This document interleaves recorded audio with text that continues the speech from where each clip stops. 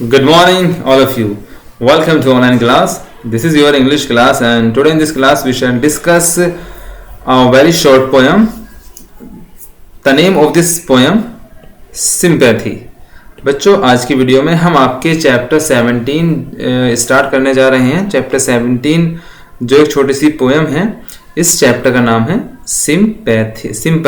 Sympathy का मतलब होता है सहानुभूति या दया दिखाना, किसी पर दया भाव रखना ही जो है सिंपैथी कहलाता है.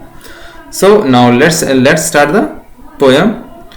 This poem was composed by Charles Mackay. ये कविता लिखी गई थी चार्ल्स मैके के द्वारा. चार्ल्स मैके का जन्म स्कॉटलैंड में हुआ था 1914 में. He was a very famous journalist and poet also. वो एक अच्छे पत्रकार और एक बहुत अच्छे कवि थे.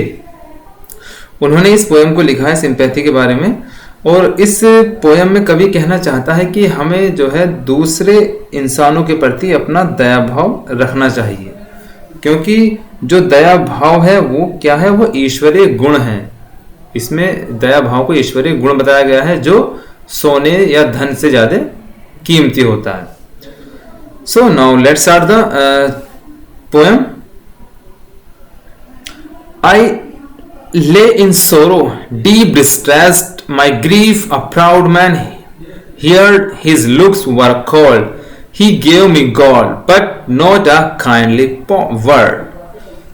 Means in this stanza poet says that इसमें इस स्टेंजा में कवि कहता है कि I lay in sorrow यानी मैं दुख में था, दुख में पड़ा हुआ था. deep distressed माने यानी मैं बहुत उदास था, मैं जो है अपने दुर्भाग्य को कोस रहा था.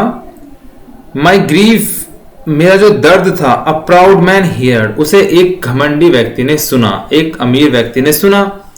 His looks were cold means उसका जो चेहरा था वो बिना दया भाव के था, उसके कोई एक्सप्रेशन नहीं थे.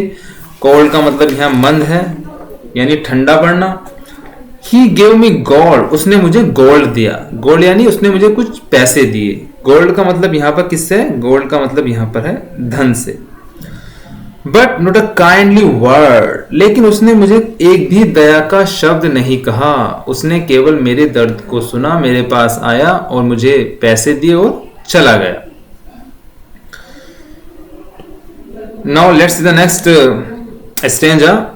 My sorrow passed, I paid him back the gold he gave to me, then stood erect and spoke my thanks and blessed his charity. Means my sorrow passed, मेरा जो दुख था जब गुजर गया, जब मैं ठीक हो गया, I paid him back तो मैंने उसे वापस उसके पैसे दे दिए. यानी जब मैं ठीक हो गया, जो धन उसने मुझे दिया था मैंने उसे वापस दे दिया.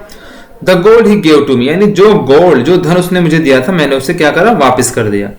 Then stood erect. एरेक्ट का मतलब होता है सीधा खड़ा होना. तब मैं सीधा खड़ा हुआ. एंड स्पोक माई थैंक्स मैंने उसे थैंक्स बोला. And blessed his charity. Charity का मतलब दान, ब्लेस्ड का मतलब आशीर्वाद. और मैंने उसके दान के लिए उसे उस अमीर व्यक्ति को क्या दिया, आशीर्वाद दिया. Now let's see the next stanza. I lay in want and grief and pain. A poor man passed my way. He bound my head. He gave me bread. He washed me night and day. Means in this stanza, poet wants to say that कि वह जो कवि था वो दोबारा से बीमार पड़ा. I lay in want. Want का मतलब आवश्यकता, कि मैं आवश्यकता में था, मुझे किसी की जरूरत थी. And grief and पेन यानी मैं बहुत दुखी था, मुझे पेन दर्द हो रहा था. A poor man passed my way. A poor man यानी एक गरीब आदमी पास्ड बाय माई वे वो मेरे सामने से गुजरा. ही बाउंड माई हेड उसने मेरे सिर को क्या करा, बाउंड का मतलब सहलाया, दबाया. ही गिव मी ब्रेड उसने मुझे खाने के लिए रोटी भी दी. He watched me night and day. Watched का मतलब देखभाल करना, नाइट एंड डे दिन और रात. और उस व्यक्ति ने मेरी दिन रात सेवा भी की, मेरी देखभाल की. तो मैं उसका जो कर्ज उसने मुझे दिया है वो मैं कैसे चुकाऊं. Last now let's see the last stanza of this poem. How shall I pay him back again for all he did to me? Oh, gold is great, but greater far is heavenly sympathy. Means, how shall how shell I pay him back again, मैं उसे दोबारा से कैसे, जो उसने मेरे ऊपर दया दिखाई है उस दया को मैं कैसे वापस कर सकता हूँ। पैसे होते तो मैं वापस कर देते, लेकिन उस दया भाव को मैं कैसे वापस करूं। For all he did to me, जो उसने मेरे लिए किया। ओहो, gold is great, gold great का मतलब हाँ धन जो है महान है, सोना महान है, but greater far is heavenly sympathy, लेकिन जो सिंपैथी है वो धन से भी महान है।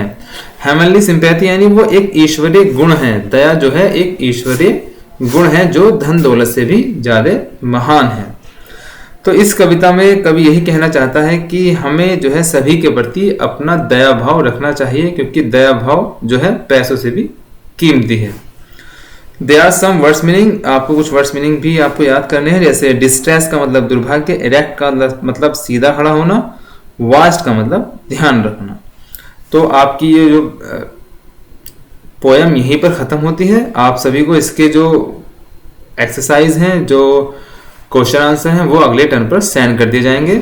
आप सभी को अच्छे से इस पोयम की रीडिंग करनी है, अच्छे से इसे पढ़ना है। So that's all and thank you.